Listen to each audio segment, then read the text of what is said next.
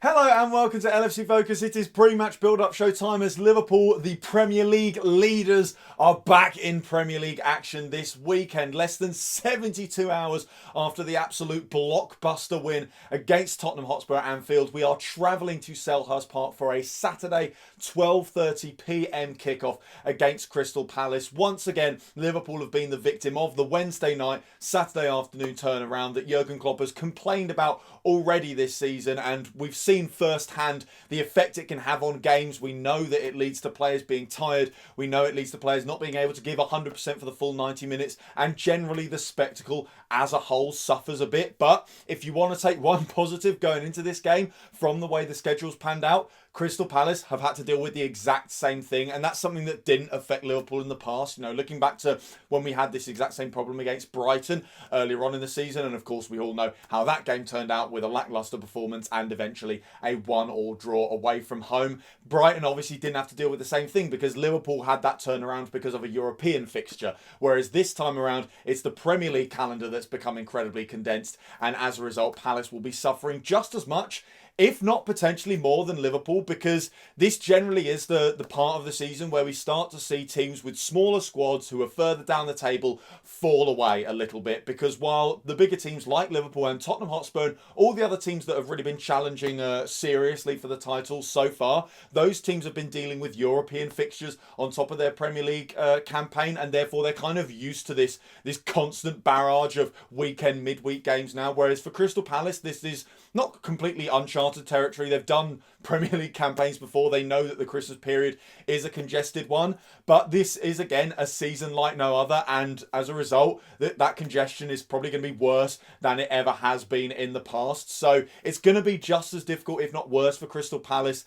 this weekend. And maybe the one bonus they have got is that because they haven't been doing it for months on end, they've maybe got a few more players available. They will naturally have injuries just like anyone else. I believe Mamadou Sakho's not available for them, so he of course won't be able to try and get one over his former club, thankfully or not thankfully, depending on how you view the abilities of Mamadou Sakho. But either way, it does mean I think that this game is not going to be the best football match on the planet, and I don't want to dumb it down right at the start of the video, but all the signs point to it being a little bit of a slog. I think it's fair to say the fact that Liverpool had to basically leave everything out on the pitch on Wednesday night in order to beat Spurs. It went all the way to the wire with that fantastic Roberto Firmino header right at the end. But with the way Spurs played as well and the quality they've got, you know, it wasn't just because they parked the bus and went full Jose Mourinho on us. It's also because they're a very good side and they do take some beating regardless of how they set up. Our players were understandably knackered, and I think that showed even during the game. As I said during the post-match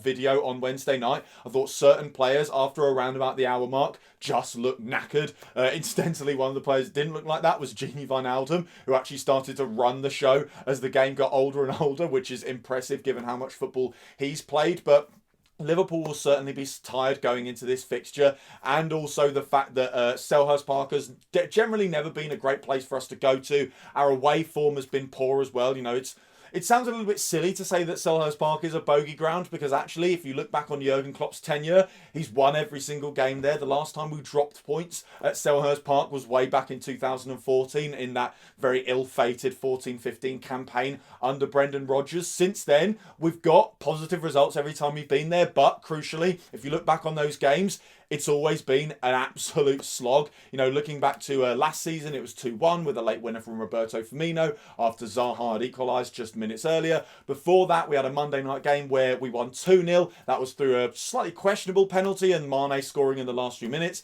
Before that, it was a 2-1 win where we had to turn it round and Mo Salah grabs a late goal. Before that, it's a topsy-turvy 4-2. And before that, it's when Christian Benteke, back in his Liverpool days, scores again a very, very controversial penalty to win it in something like the 96th minute or something like that. So generally, Liverpool win these games, but generally they make an absolute meal of it. And I certainly think that given all the circumstances, the way both sets of players are going to be tired, the way you'd expect Palace to set up, and the fact that our away form has suffered so far this season. We have, of course, only got one win on the road since the start of the Premier League campaign. Of course, domestically in the Champions League, it's been very much a different story, but All those factors combined mean that I think this will be a difficult game. I don't think Liverpool are going to beat Palace 3-0, 4-0, 4-1, anything ridiculous like that. But I do still think we have got the tools at our disposal to get all 3 points and maintain our lead, or maybe even, fingers crossed, increase it at the top of the Premier League table. So team news going into the game. And for once, I think it's all positive. I'm just trying to think back now to what Jurgen Klopp's been saying in his press conference and what we've kind of heard through journalists giving updates over the last few days. But I think the injury to Diogo Jota and, of course, Matip missing out on Wednesday night is probably the last bit of bad news we've really had. And I know that, Matip, for example, that was only about 48 hours ago. But under the current circumstances, 48 hours without a player dying on the training ground and it being announced that their season is over is actually pretty good going when you judge this season. So thankfully, Thiago is apparently approaching full team training, which is, of course, absolutely fantastic. It was quite interesting to hear Jurgen Klopp joking about how they're already kind of saying that he's going to be like a new January signing. And of course, he essentially is. He's played 135 minutes of football for Liverpool so far this season, and it's been a brilliant 135 minutes. So hopefully when he does get back, he continues what was an absolutely brilliant start to his Liverpool career. And hopefully that's soon. Jurgen said it could be as soon as next week that he returns to full training. Of course, after this match against Palace, we have got a 9-day break, I believe it is. I might actually be telling lies. I think it's 8 days because I believe we play West Brom on the 27th and the Palace game is, of course, on the 19th. So either way, it's an 8-day break, which is virtually unprecedented under the current circumstances because, of course, you've got Christmas and before that League Cup fixtures, which means our rivals will still be playing, but the Liverpool players will get to put their feet up. So it does give us a bit of a window now for players to return to training, and we don't have to consider whether or not they're able to start games, and it does just become a matter of them focusing on injury recovery and not trying to meet any deadline, just trying to improve their fitness day on day. So with that in mind, it looks like Thiago could be back within the next week. The same goes for Xherdan Shaqiri, who I think most of us thought had disappeared off the face of the earth, as he seems to tend to do for Liverpool at various points, but he is now recovering from his injury. And the same goes for James Milner as well. So that's 3 players there that Liverpool could start to have available as we head into the new year. And as we head into, after this game, yet another difficult run of fixtures from the West Brom game onwards, from the 27th onwards. It is going to get pretty congested once again, although having looked at the calendar, they announced the fixtures for January recently. If you want to look at it yourself, Liverpool have actually come off quite lightly. We haven't really got too much congestion. There's no 48-hour turnarounds. A lot of the time we've got at least 4 days, sometimes 5 days, sometimes even a week between games. So listen, it could be a hell of a lot worse, and hopefully by the time we get round to those fixtures in January, we'll have more players available. We haven't had any news on Joel Matip as well since he missed out of the squad against Tottenham. That was very much said as like a precautionary thing. I think it wasn't until right before the game that we knew he wouldn't be available. And thankfully, we've seen him in training since. So I think the fact we haven't heard anything suggests that he will at least be available in some capacity for Liverpool in this game. And one thing that is absolutely fantastic that Jurgen Klopp told us in his press conference today is that the players will be given some time off after this fixture. As I said, you've got the 8-day break, and they're not going to spend all 8 of those days at the AXA Training Centre. Of course, with Christmas coming up as well, they'll be allowed to have some time with their families. And I think that's what's so important, because it's mental tiredness as much as physical tiredness, which has been a problem this season. I think the endless slog of just having to play games every 3 days, I think it's affected Jurgen Klopp as well. It's made it more difficult for him to manage, and certainly more difficult for him to coach, because there just isn't the time to do that kind of thing on the training ground at the moment. I think a well-earned break where everyone can just go away, chill out, and forget about football for a few days, even as fans, I think that might actually be a good thing with the way the season's been panning out. Should hopefully benefit Liverpool absolutely hugely in the long run. And of course, in terms of fitness and players recovering from injuries as well, it will be a massive boost. So as for how I think Liverpool are actually going to line up on Saturday afternoon, then I think barring any late catastrophes, it will be Alisson Becker in goal. I think in front of him, we're probably going to go with Joel Matip and Fabinho. And it almost sounds ridiculous saying this, but that is kind of harsh on Rhys Williams. I think, of course, he comes in for Joel Matip in midweek, and I thought did a very good job. You know, there were moments here and there, a couple of wayward clearances, a couple of moments where under pressure he makes the slightly, not the wrong call, because it rarely ended in disaster, but he does things that maybe Virgil van Dijk wouldn't do, or Joel Matip wouldn't do. And that's maybe why I'm expecting Joel Matip to come back in the side. But the general rule of thumb has been, especially for centre-halves at Liverpool, that when someone gets injured and you take their place, you have their place until you're injured as well, especially, well, of course, that's not guaranteed, but generally the players perform to a level where it's hard to then take them back out the side. And I know Rhys Williams is a kid and he's still finding his way and he lacks the experience that maybe Joel Matip does when he comes in for someone like Joe Gomez in the starting 11. But on performances alone, it would be harsh to take him out the side. And I think the only reason that I am going for Joel Matip as the player that I think is going to start alongside Fabinho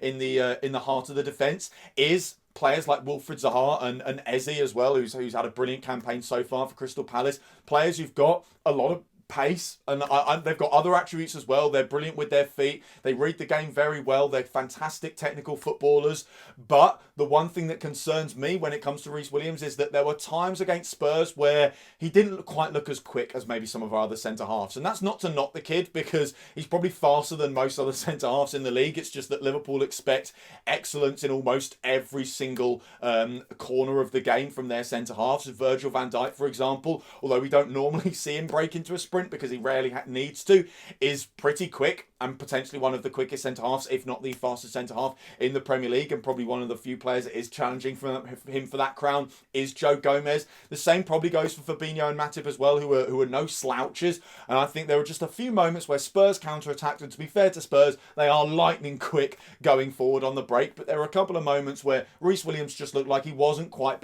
getting back quick enough, and I think given that Liverpool would expect to, I think maybe not dominate the game, but have the ball quite a lot. And we'd probably look to get into Crystal Palace's half quite a lot during this game.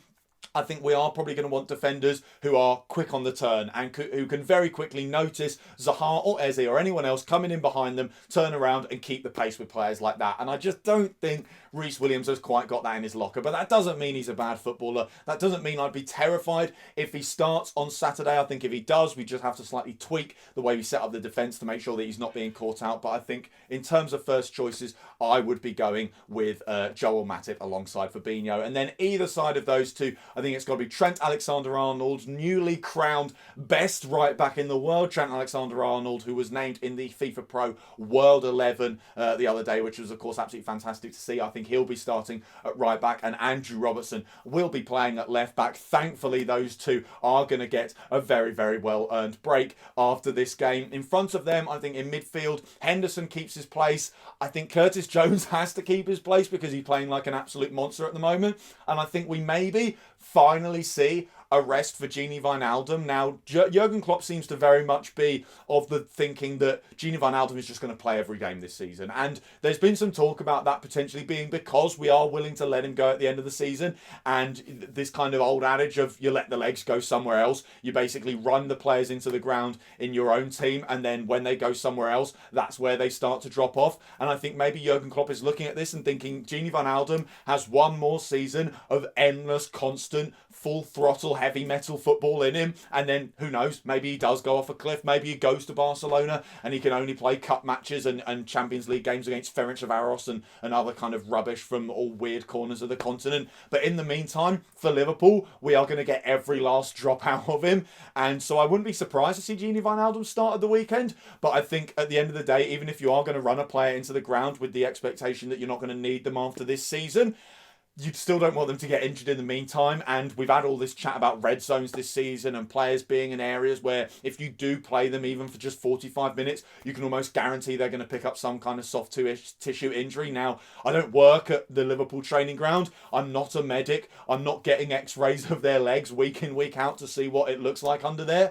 But I'd be willing to wager that Gini Wijnaldum, as good as he is at keeping fit, and the guy seems like the Terminator, and as much as we do need players like him on the pitch, you know, Jurgen Klopp was talking in his press conference today about how Gini was very important in the dressing room before the game against Spurs, saying, you know, come on, let's not waste the first half, basically shouting at his teammates, really getting in their ear to make sure that the standard was up from the way we played against Fulham. You need players like that on the pitch, and I'm sure he'll still be in the dressing room, but as I said, if anyone's going to be near their red zone, it's probably Gini Wijnaldum, and I think maybe you give him a rest. With Naby Keita coming back from injury as well, Oxlade-Chamberlain is also available, although I think Keita is, I get the feeling he's a little bit further along because his layoff wasn't as long, and Jurgen Klopp was willing to bring him on right at the end against Spurs, although, correct me if I'm wrong, I don't think he even got on the pitch in the end. But I think Naby Keita is going to come in for Gini Wijnaldum. It gives us just a little bit more extra creativity in midfield, and listen, if Curtis Jones wasn't playing like the best midfielder in the world at the moment, I'd maybe go with Keita, Henderson and Gini Wijnaldum. But you can't drop Curtis Jones at the moment unless he's also absolutely knackered and at risk of a serious kind of muscle injury. Then I think he has to play because he's running games at the moment and away from home in a difficult match against a team that is going to make it very, very hard for you to break them down. Someone like Curtis Jones, who's got the guile, the technical ability, the creative ability, he's as good in the box as he is out of it. And also just a player like Curtis Jones who loves taking games by the scruff of the neck, who loves being in charge, who loves being the player that people look to regardless of his age. He wants to be the man that when things aren't going well, players look to him to make the difference. And that is astonishing for a lad, A, of his age, and B, of his experience, and C, playing in a team of superstars like this Liverpool one. So I don't think Curtis Jones is really droppable at the moment. And I think, therefore, Gini gets a little bit of a rest. Keita comes into the midfield. And then, of course, depending on how the game goes, I'm sure we will see Gini Wijnaldum in some capacity in the match on Saturday afternoon. And then in front of them, we don't really have too many options to rotate, and I don't really see any reason why you would,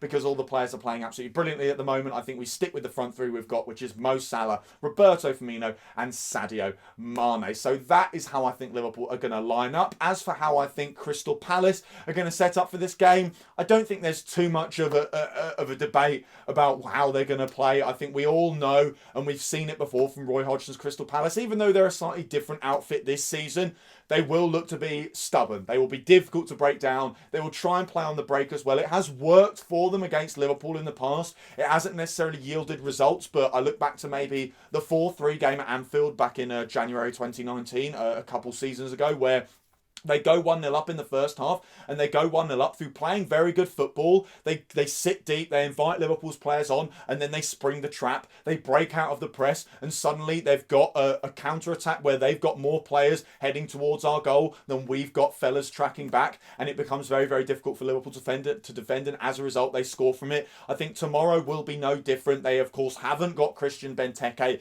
who, thankfully, from our perspective, got a second yellow card and therefore a red card against West Ham on Wednesday night, which rules him out of this match with a 1-game suspension. I think if anyone was going to come back to haunt Liverpool, as he has done before, it would have been Christian Benteke. And also, he is quite crucial to the way they're playing at the moment. They are in good form. They've beaten West Brom by a handsome scoreline earlier on in the month. They then got a very creditable draw against Spurs, 1-1 at Selhurst Park last weekend. They've then got a decent 1-1 draw against West Ham. You can argue that maybe they should have won the game after going 1-0 up, but West Ham are a very good side at the moment. I think it's fair to say much better than I think anyone's really been giving them credit for at the moment. So a draw there at the Olympic Stadium is no bad result either. So they're on a good run. They're playing good football, and Benteke has been quite key to that. He sort of acts as the kind of the focal point of an attack that allows Zaha and Eze to be much more free roaming around him. He essentially does something that we've seen people use as a tactic against Liverpool in the past. You have a big lad up there to win knockdowns,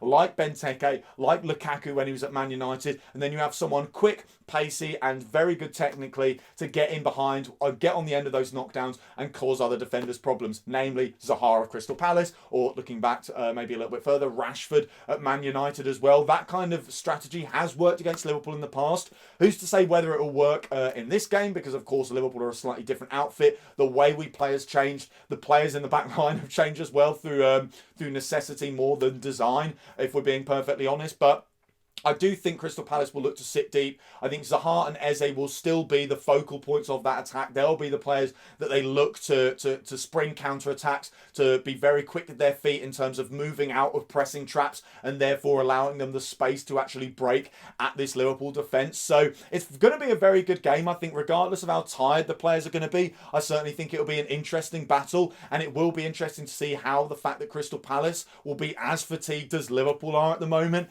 whether that has a huge influence on it, and whether that means that maybe, despite everything that's gone on this season, Liverpool's class for once actually shines through and we get the result. And of course, the fact that London has been moved into Tier 3 means that Crystal Palace will not have fans for this game, unlike the match they had against Tottenham last weekend. I think having fans back in Selhurst Park, I believe that was their first game in front of supporters since all the way back in March, of course. I think that did make a difference. It gave the players a little bit of impetus. When they were 1-0 down, it helped them drive to get back into the game. So Liverpool have got an opportunity here without the fans in the stadium to take advantage of a slightly demotivated Crystal Palace and take advantage of the fact that if you do start to gain control. If you do get that 1-0 lead, if you get a 2-0 lead maybe, you can really get a vice-like grip over the game. You can make it yours, and you can make those 3 points yours in style. So, as I said, I don't think it'll be the best game in the world, but I do still think Liverpool are going to come away with the win. Let me know how you think it's going to go down in the comments below. Apart from that, that is all for today's video. So thank you guys very, very much for watching. If you did enjoy the video, as always, you know what to do. Hit the like button down there if you're new around here. Hit that like button there if you enjoyed it. Subscribe button there if you're new around here. Other videos that have been out on the channel over the last few days as well. Don't forget to follow at LFC Focus TV on Twitter, and I'll be back soon with more content. Until then, bye for now.